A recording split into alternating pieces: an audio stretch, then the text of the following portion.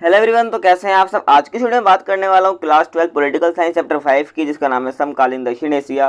और चैप्टर के हमारा लेक्चर नंबर 5 होने वाला है। और आज के इस लेक्चर में श्रीलंका के बारे में बात करने वाला हूँ। ठीक है, अब श्रीलंका के बारे में क्या बात करेंगे, तो श्रीलंका के बारे में हम बात करने वाले हैं यहाँ के जातीय संघर्ष की। ठीक है, जो दो समुदाय के बीच में चल रहा था, पहले सीली और दूसरे तमिल। ठीक है, तो इन दोनों के बीच में चल रहा था जातीय संघर्ष चल रहा था, मैं आपको इस टॉपिक में बताने वाला हूँ। ठीक है, तो बिना टाइम इसके स्टार्ट करते हैं आज के वीडियो को। ओके, तो हम श्रीलंका की बात करें तो श्रीलंका जब आज़ाद हुआ तो सिलोन कहा जाता था। अब बात आती है श्रीलंका आज़ाद कब हुआ, तो श्रीलंका आज़ाद हुआ 1948 में। ठीक है, तो आपको याद रखना हमारा भारत 1947 को हुआ था और श्रीलंका 1948 को आज़ाद हुआ।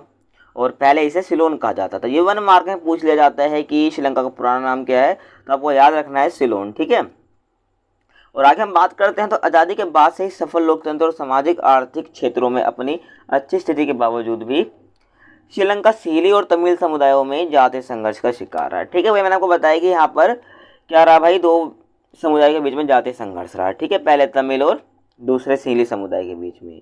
अब यहाँ पर क्या, आज़ादी के बाद से ही लोकतंत्र, यहाँ पर कोई राजतंत्र वगैरह कुछ नहीं आया है। ठीक है ना, यहाँ पर शुरुआत से ही लोकतंत्र है। इसकी सामाजिक आर्थिक स्थिति भी काफ़ी अच्छी है। ठीक है, श्रीलंका की आज की बात नहीं कर रहा हूँ। ठीक है ना, मैं आज के समय में तो बुरा हाल है, लेकिन इसकी सामाजिक आर्थिक स्थिति भी अच्छी थी।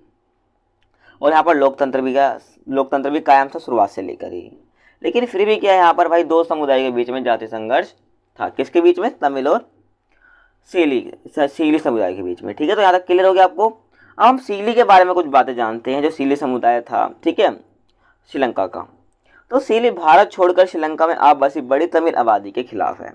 ठीक है, जो श्रीलंका में जो आके जो बसे हुए तमिल हैं, ठीक है, जो भारत से आए हैं, ठीक है, तो उनके खिलाफ है जो सीली समुदाय है। ठीक है, जो सीली समुदाय श्रीलंका के हैं, ठीक है, और जो तमिल है वो भारत से आए हैं, तो उसके खिलाफ है।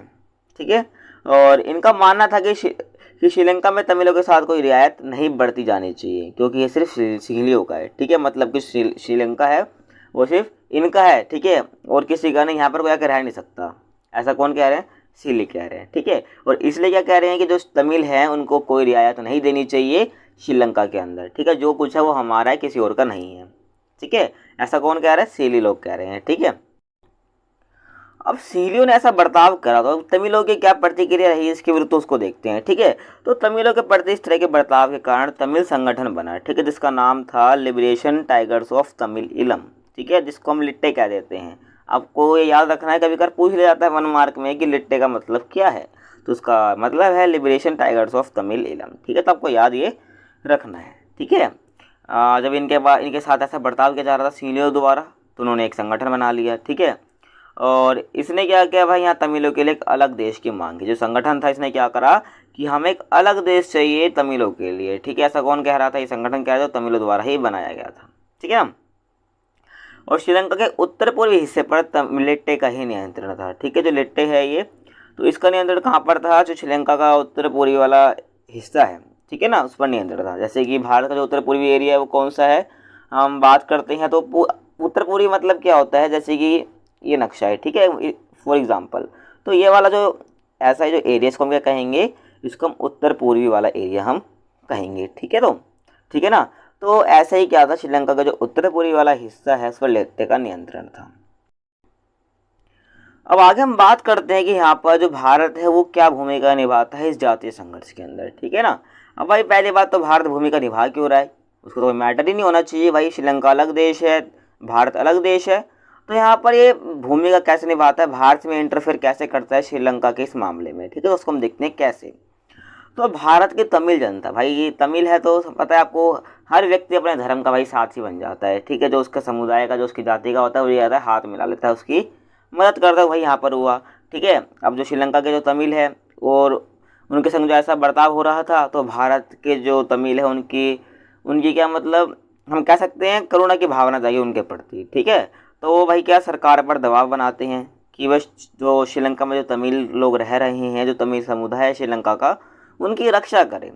ठीक है, अब इसी की वजह से क्या करता है जो भारत है वो क्या करता है, तो उसको देखते हैं। ठीक है, तो भारत क्या करता है 1987 में इसमें प्रत्यक्ष रूप से शामिल होता है श्रीलंका के इस मामले में। ठीक है, जातीय संघर्ष की हम जो बात कर रहे हैं, और इस स्थिति को सामान्य करने के लिए वहाँ पर अपनी क्या शांति सेना को भेज देता है। ठीक है, शांति सेना को कब भेजता है, यहाँ से भी 1 मार्क का क्वेश्चन बन गया कि भारत ने श्रीलंका में शांति सेना को कब भेजा, तो आपका आंसर होगा 1987, ठीक है ना। तो आपको यह याद रखना है, ठीक है ना। जब भाई भारत के तमिल लोगों ने दबाव बनाया तो भारत ने क्या किया, वहाँ पर अपनी सेना भेज दी, कहाँ पर, श्रीलंका के अंदर, ठीक है, शांति स्थापित करने के दोनों समुदायों के बीच में।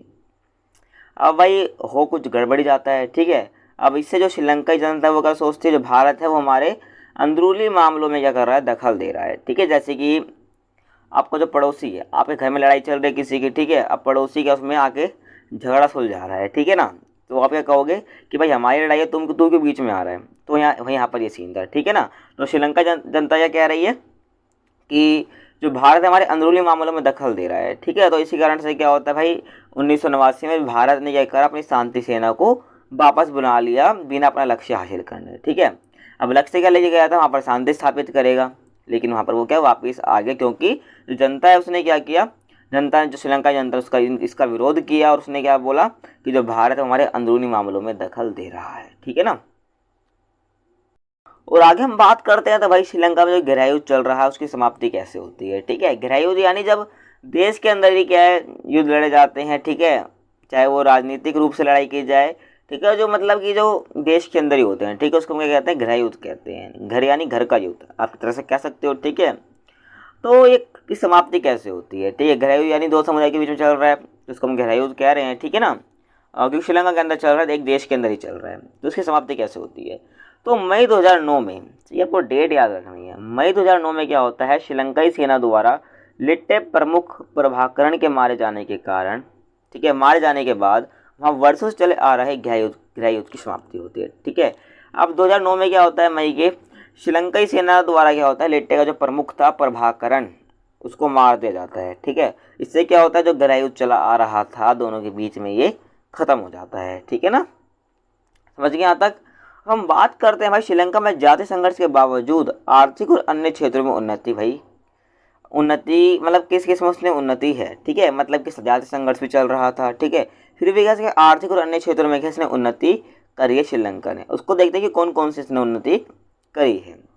तो पहला भाई जनसंख्या की वृद्धि दर पर सफलतापूर्वक नियंत्रण करने वाले विकासशील देशों में सबसे प्रथम है, ठीक है। चीन भी भाई क्या है, विकासशील देश है, भारत भी विकासशील देश है, तो ठीक है, मतलब कि जो भी विकासशील देश इसमें जब सबसे पहला जो देश आता है जिसने क्या करा, जनसंख्या की वृद्धि दर पर क्या करा, सफलतापूर्वक नियंत्रण करा, उसमें सबसे पहले नंबर पर आता है कौन, श्रीलंका, ठीक है ना। अब आपको जनसंख्या वृद्धि दर किसे कहते हैं तो भाई पता होगा, अगर आपके पास जियो है तो आपको पता होगा, ठीक है ना।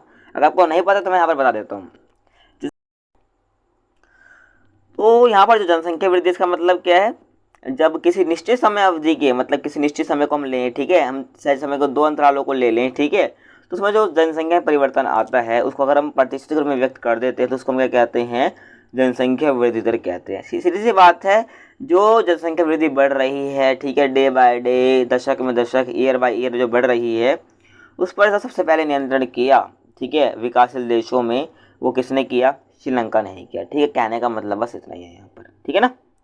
तो आगे हम बात करते हैं भाई दक्षिण एशिया के देशों में सबसे पहले इसने ही अपनी अर्थव्यवस्था का उदारीकरण किया, ठीक है, और भारत ने कब किया, इसका आंसर आप मुझे कमेंट सेक्शन में बताओगे, ठीक है। तो सबसे पहले क्या किया था भाई, इसने ही क्या किया था, जो दक्षिण एशिया के देशों में सबसे पहले इसने ही उदारीकरण किया था। और श्रीलंका का सकल घरेलू उत्पाद दक्षिण एशिया में सबसे ज़्यादा है, ये भी आपको याद रखना है। और संघर्ष के बावजूद ये अपने देश में लोकतांत्रिक व्यवस्था कायम रखने में सफल रहा है, ठीक है ना। इतना मतलब संघर्ष चल रहा है देश के अंदर, गृह युद्ध की स्थिति बनी हुई है, फिर भी यहाँ पर क्या है, लोकतंत्र जो व्यवस्था है यहाँ पर वो कायम है। तो हमारी वीडियो यहाँ पर समाप्त होते हैं। वो वीडियो कैसी लगी कमेंट सेक्शन में जरूर बता देना, अपना जो फीडबैक है वो जरूर दिया करो कमेंट सेक्शन में, ठीक है ना। आपको नोट्स वगैरह कुछ भी चाहिए तो कहाँ मिलेंगे, आपको हमारे टेलीग्राम ग्रुप पर मिल जाएंगे, ठीक है ना, टेलीग्राम ग्रुप पर मिल जाएंगे, तो जिसका लिंक आपको डिस्क्रिप्शन में मिल जाएगा, तो जाकर आप ज्वाइन हो सकते हो, ठीक है ना।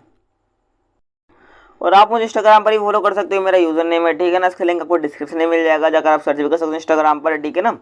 तो कुछ भी डाउट हो, कुछ भी पूछना हो तो मेरे से यहाँ पर आप मैसेज करके पूछ सकते हो। तो मिलते हैं आपसे अगली वीडियो में, तब तक के लिए जय हिंद जय भारत।